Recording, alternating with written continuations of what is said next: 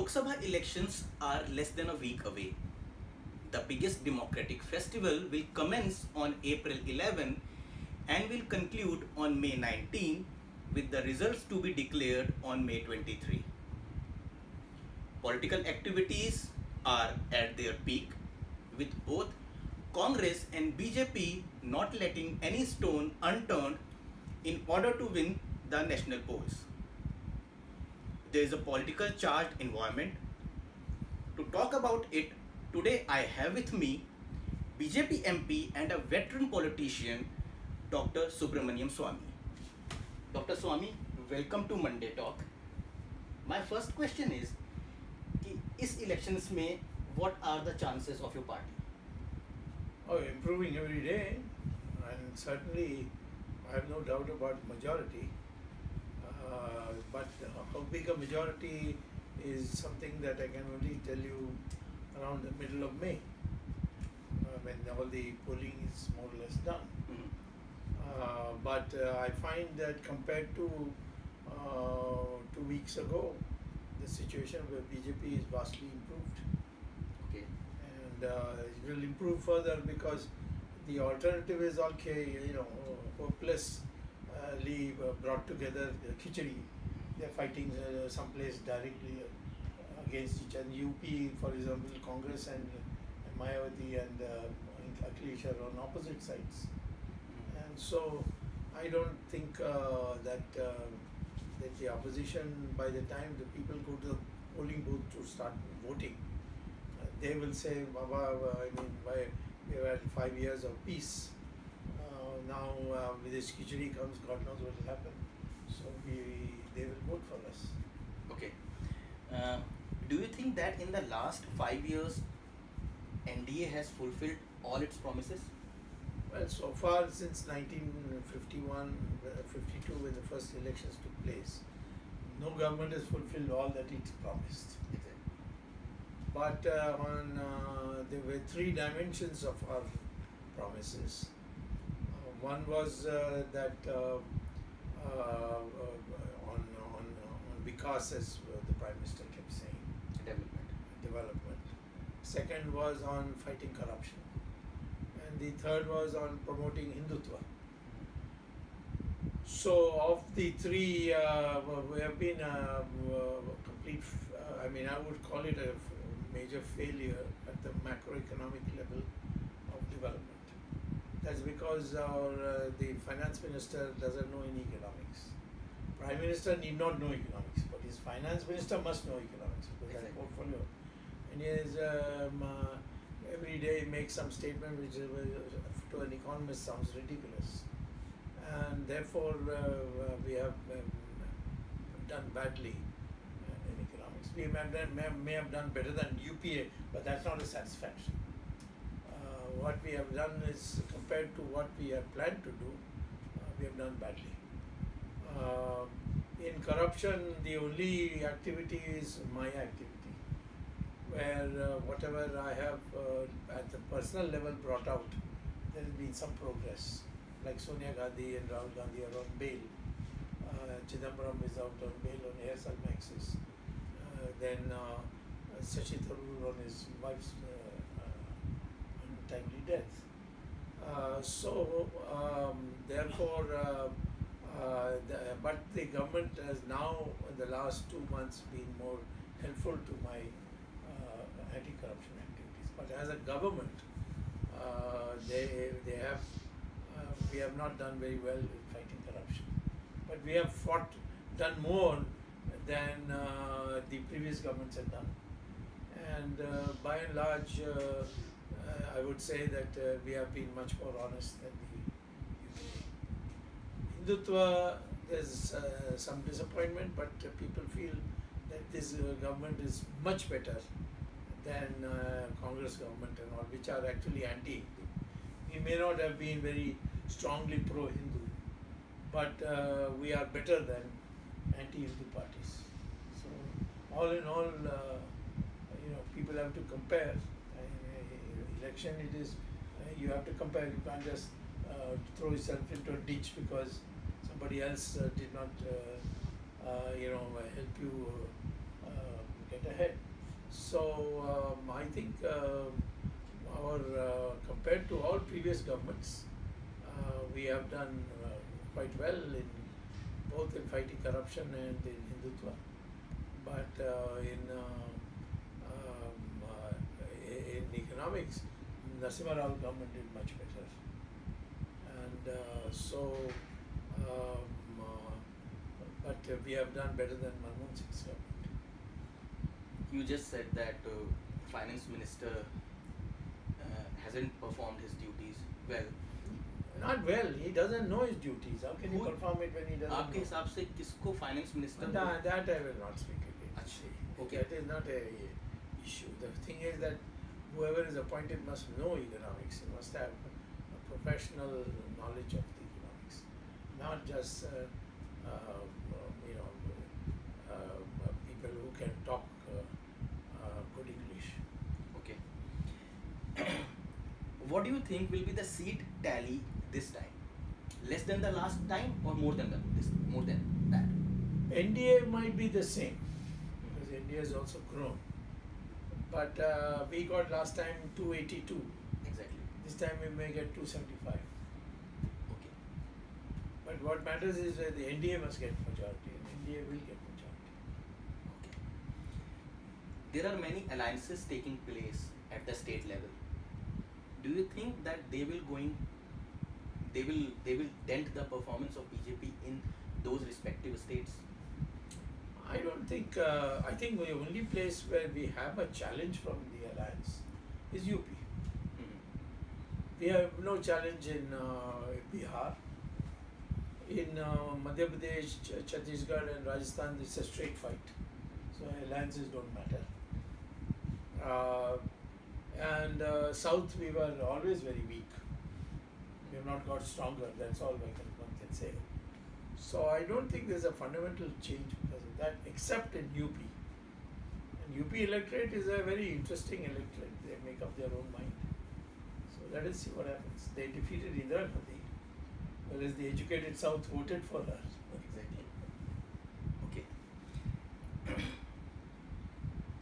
According to you, what are the biggest issue in the country?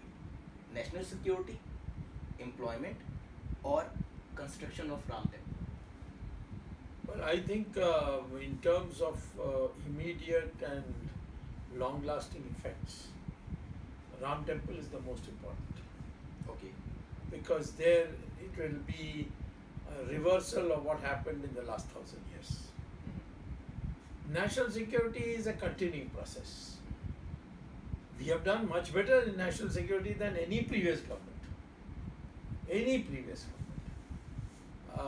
And the Prime Minister has shown some real boldness in sending fighter jets into Pakistani territory. And then he's also done a lot of, made a lot of progress in areas where national security will be greatly benefited. For example, in this shooting down of satellites, killer satellites, the spy satellites. He has done very well in launching of our own satellites. He has done a lot of good work, but that's a regular continuing process. It's not that once you've done it, then people will forever remember it. But Ram Temple is something that if you had built it,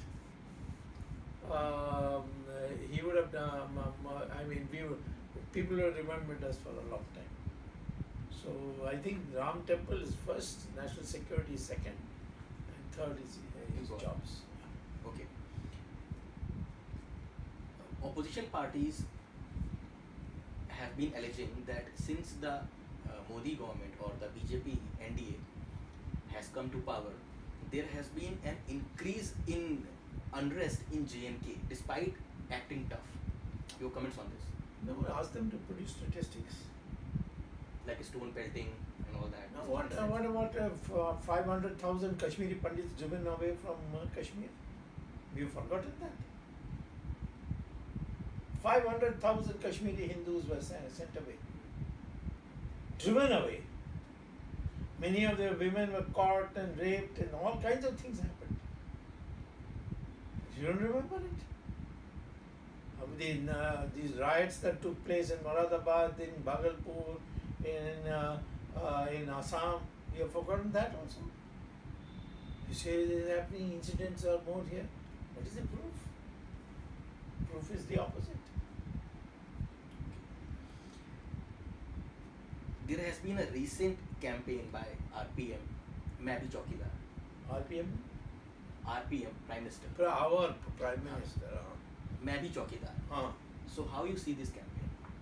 Well, that is his way of presenting the thing. I have made it clear that I don't consider myself a chowkidar. Yeah, that was I was. Yes, I am a thinker. I plan and I tell the chowkidar what to do. So how can I be a chowkidar?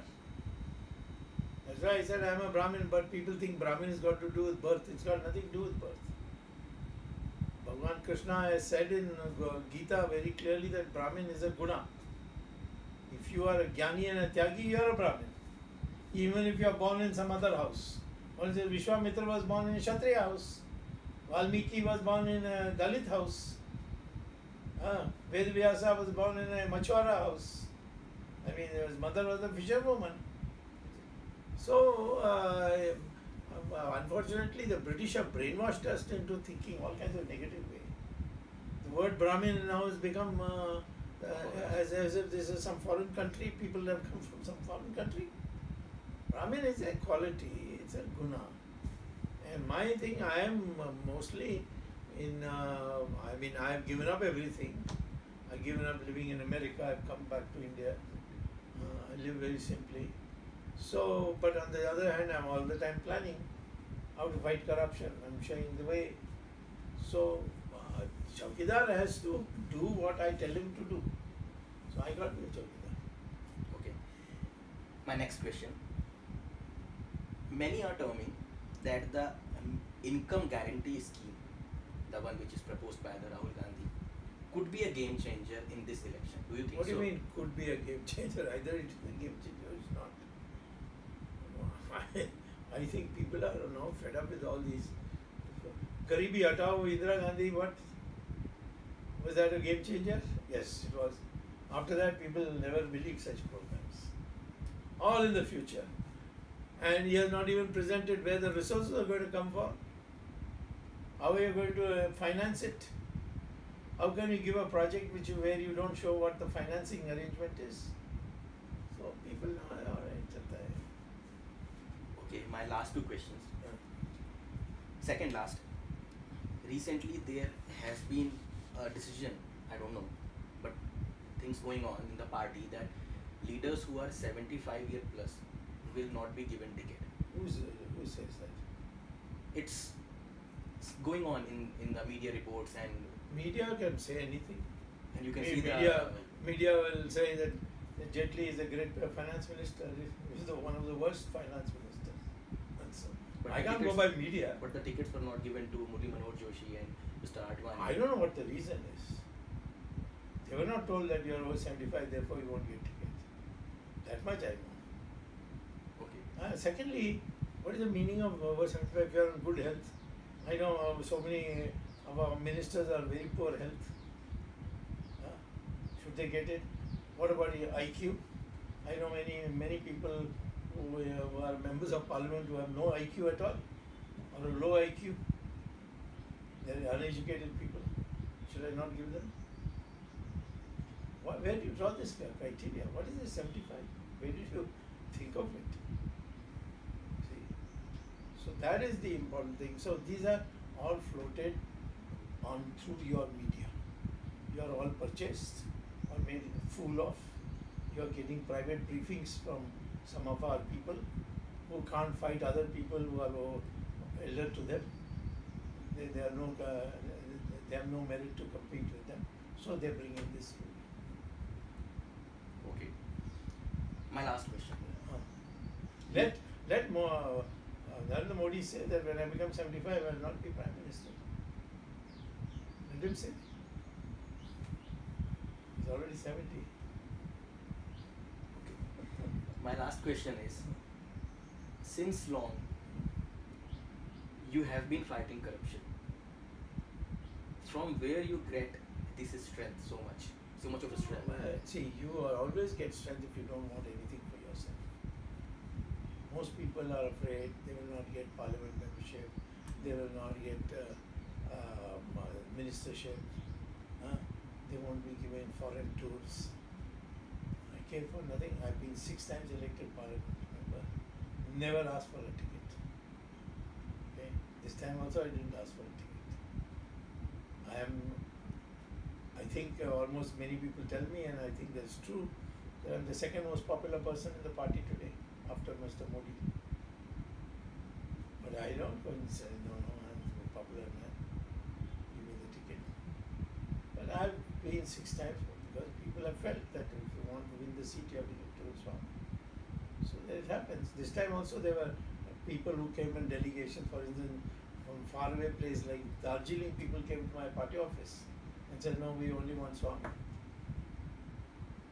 So naturally, the party said, go and get a letter from Swamy, he's ready to contest from Darjeeling. I said, I'm not going to contest anywhere. If somebody gives me the ticket, I'll contest. But I'm not going to ask. Never asked. So therefore, one has to know that all these things that are being put out. So when I say you must have an IQ of more than 100 to get a ministership, half the ministers will have to be retired.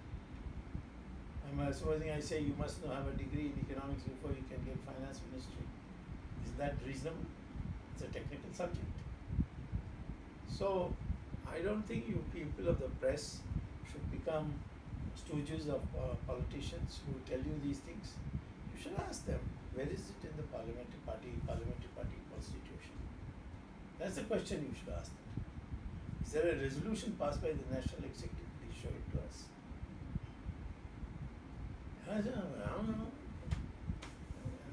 The worst of all is you young people, especially you young ladies, you know nothing, you just come out of convent schools, and whatever laddus are given, you take those laddus and on that basis you put out stories. Your fight for the corruption will continue? Of course. Why shouldn't it continue? I have the knowledge how to fight it. I can go and argue in court, so I don't have to give money to lawyers. I have attracted large number of very bright young lawyers who work for me for free. That dedication. So why should I continue? My last question. What is the main root cause of corruption in India? Root cause of corruption in India first is income tax. We must abolish income tax. Second cause is that they are afraid that if they give money in white to one political party and another political party comes to power, they'll be targeted. So they prefer to give in cash, for which they have to generate cash. Exactly. So there are 5-6 reasons, and therefore corruption can be. But the problem with corruption is that once you engage in corruption, then people start saying, okay, you change this specification for this project, this tender, so that I get it, and I will give you 5%, like buying substandard helicopters or some aeroplane or something, you know. So country loses there also. Why there are potholes in Bombay roads? It's supposed to be the richest city in India, but they can't build roads because on tender they give it to their favorites, who then put substandard material, and one monsoon comes, potholes come back, and then again they do it next year. So everybody gets money in that. Despite having such a busy schedule, you took out time for me. Yes. Thank you for that.